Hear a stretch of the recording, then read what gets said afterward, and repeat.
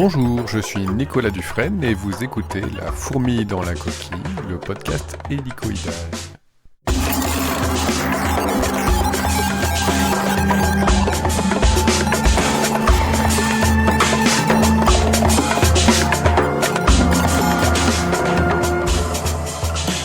Cinq cloches, 5 notes, 5 couleurs. La fourmi dans la coquille, saison 2, épisode 9, 5 couleurs chinoises. Cette semaine, non pas 1 ni 2, mais bien 3 épisodes, certes 3 fois plus courts que d'habitude, donc ça revient à peu près au même, simplement je pense que pour les épisodes qui vont venir, c'est plus intéressant et plus pratique pour vous d'avoir des épisodes un peu plus courts, vous allez voir, ou plutôt, vous allez entendre. Alors que la semaine dernière, on découvrait l'usage de la couleur dès 40 000 ans avant notre ère, cette semaine, je vous invite en Chine, en Égypte et dans la Grèce antique pour découvrir les symboles qui peuvent être associés à l'usage de ces couleurs, parce que maintenant que l'écriture a été inventée, nous avons des traces et des explications qui nous permettent d'associer ces couleurs à des symboles culturels importants.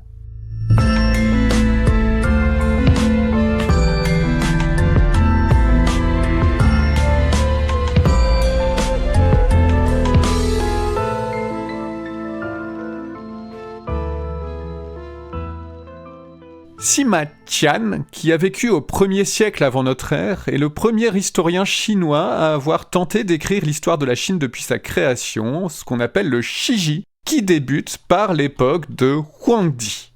Huangdi est un souverain mythique de la haute antiquité chinoise qui aurait régné pendant un siècle entier il y a plus de 4000 ans. De 2697 à 2597 avant notre ère, pour ceux qui veulent être précis. La tradition le considère comme le père de la civilisation chinoise, le premier des 5 empereurs légendaires qui auraient régné avant la première dynastie, celle qu'on appelle la Xia. Devenu un dieu taoïste, on le surnomme aussi l'empereur jaune, celui qui est lié à la Terre, plus particulièrement le centre du monde. Avec 4 visages, l'empereur jaune aurait été capable de regarder en même temps dans les 4 directions, vers les 4 points cardinaux. Son adversaire était redoutable, c'était le violent Qiyu, qui contrôlait le brouillard, la pluie et le vent.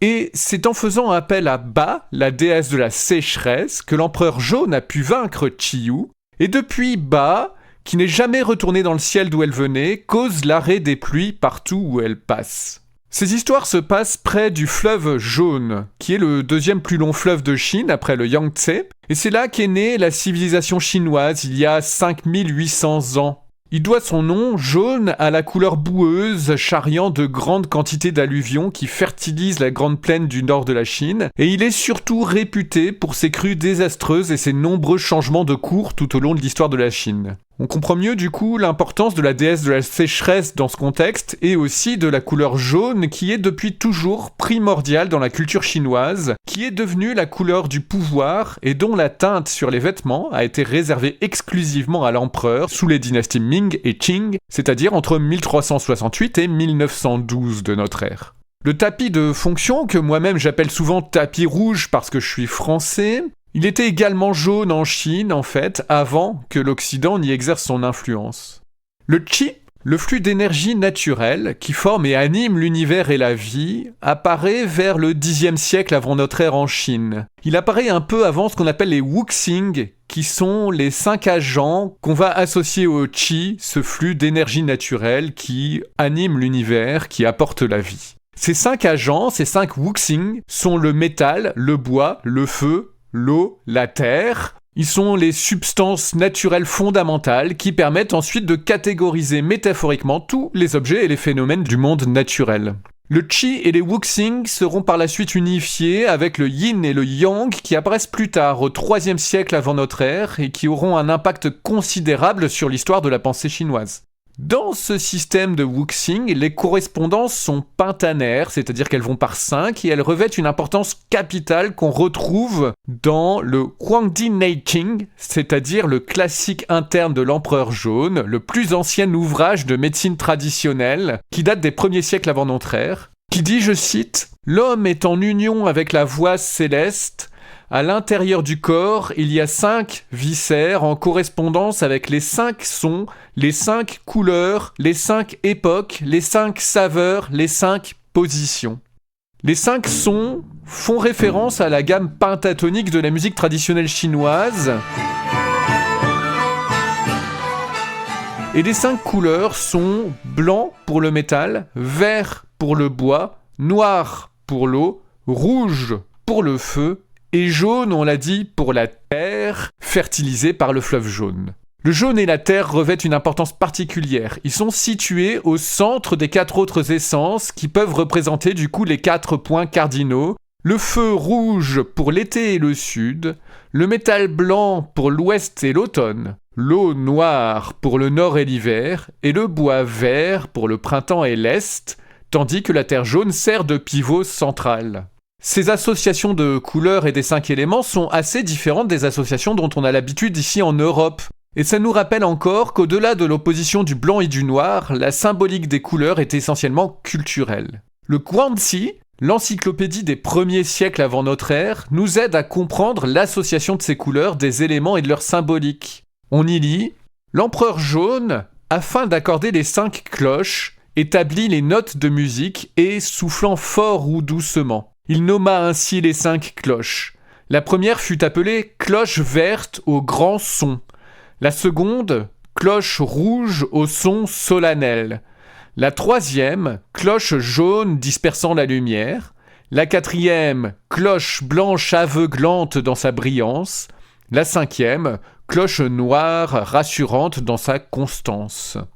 Ces 5 wuxing sont des éléments dynamiques, ils ne sont pas statiques. L'eau humidifie et coule, le feu brûle et s'élève, le bois courbe et se redresse, le métal adopte la forme qu'on lui demande et la terre se cultive.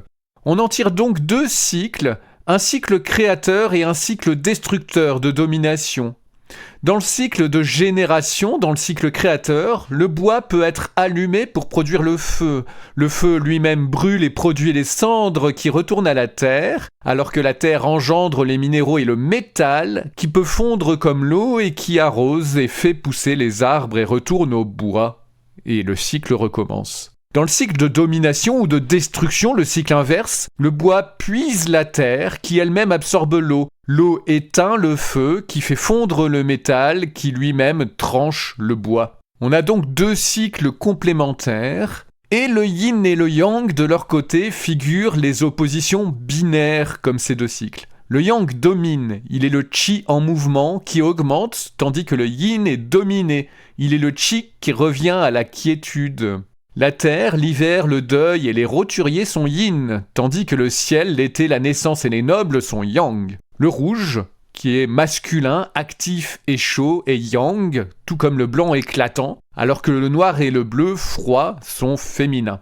Le rouge du feu, qui peut aussi évoquer le sang, pouvait anciennement avoir une connotation négative, mais il a été porté lors des mariages pour effrayer les mauvais esprits. Et du coup, avec le temps, son sens négatif a été oublié, il est devenu une couleur de fête, un symbole de chance, de succès et de réussite financière. Il est en particulier la couleur du printemps, le nouvel an chinois, et les robes de mariée sont rouges. Le blanc, de son côté, qui est la pureté et la luminosité du métal, accompagne les défunts, c'est la couleur du deuil. Alors que le noir profond de l'eau symbolise le sérieux, le formel, la stabilité, le pouvoir et aussi le secret. La mafia, en chinois, ça se dit société noire. Le vert, quant à lui, celui du bois, rappelle la fertilité et le renouvellement. Mais porter un chapeau vert signifie être cocu, et les malades ou les personnes en colère ont un visage vert, ce qui n'est pas sans rappeler ceux qui sont verts de rage ou dégoûtés en français. Associer vert et rouge est une faute de goût en Chine, comme d'ailleurs en Europe. Et on peut se demander si on ne tient pas là quelque chose d'universel qui serait une conséquence du fonctionnement même de nos yeux et de notre système nerveux visuel, qui sont calibrés précisément pour faire contraster ces 2 couleurs. On comprend en tout cas pourquoi, des 2 côtés du monde, si la peau d'un naturel plutôt rosé, coloré par le sang, prend une teinte verte, c'est plutôt mauvais signe.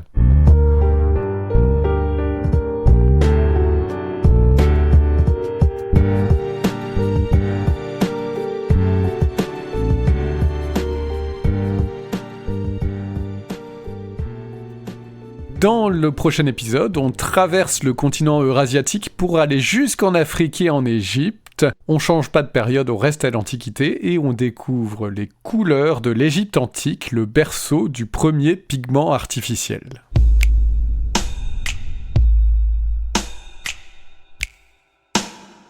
J'espère que ce podcast vous plaît toujours autant. En tout cas, je vous invite à me le dire, que ça vous plaise ou pas. Je vous invite à me faire des retours à l'adresse contact@lafourmi.media ou bien sur les réseaux sociaux où je suis présent, c'est-à-dire Mastodon, Blue Sky, LinkedIn et Instagram. En tout cas, si ça vous plaît, je vous invite encore aussi à partager l'épisode, à le liker, mettre des étoiles, des petits cœurs, des notes et des commentaires sur votre plateforme d'écoute. Et je me permets une parenthèse pour ceux qui nous écoutent depuis le site internet. Vous pouvez facilement, avec des applications libres et open source notamment comme AntennaPod, vous abonner au podcast et ne rater aucun épisode. Sinon, vous pouvez aussi vous abonner à la newsletter sur le site internet pour ne rien rater, y compris les conférences que je donne de temps en temps ici et là à propos des sujets abordés par le podcast, c'est-à-dire en ce moment pas mal de conférences à propos de l'intelligence artificielle qui était le sujet de la première saison. Et je vous rappelle d'ailleurs en passant que cette première saison a donné lieu à la publication d'un livre, lui aussi disponible sur lafourmi.media. Bref, plein de choses à partager. N'hésitez pas à venir faire un tour sur le site internet pour découvrir tout ça. Moi je vous dis encore une fois à la semaine prochaine avec grand plaisir et grand bonheur. Je sais pas pour vous, mais moi, j'adore ça, enregistrer ce podcast. Et j'espère pouvoir continuer encore longtemps. Merci pour votre écoute, à bientôt.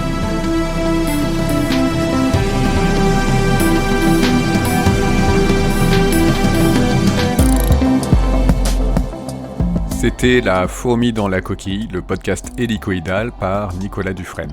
Merci à Anna Alcé pour son travail de relecture et à mon ami Wassaru pour sa musique. Ce podcast est entièrement réalisé avec des logiciels libres et open source. N'hésitez pas à m'envoyer vos questions et vos réactions à contact@lafourmi.media.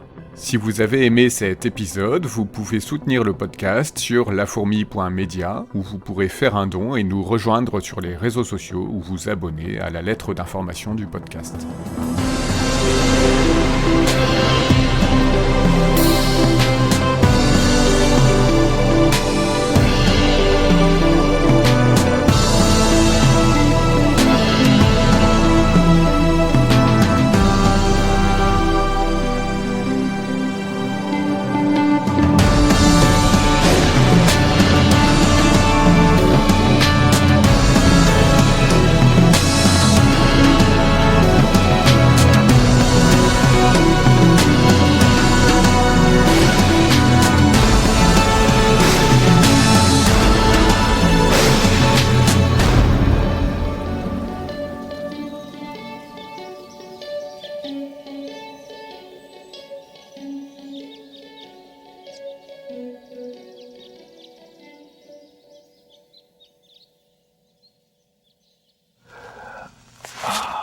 Man, the more I hear about this, it just gets crazier and crazier.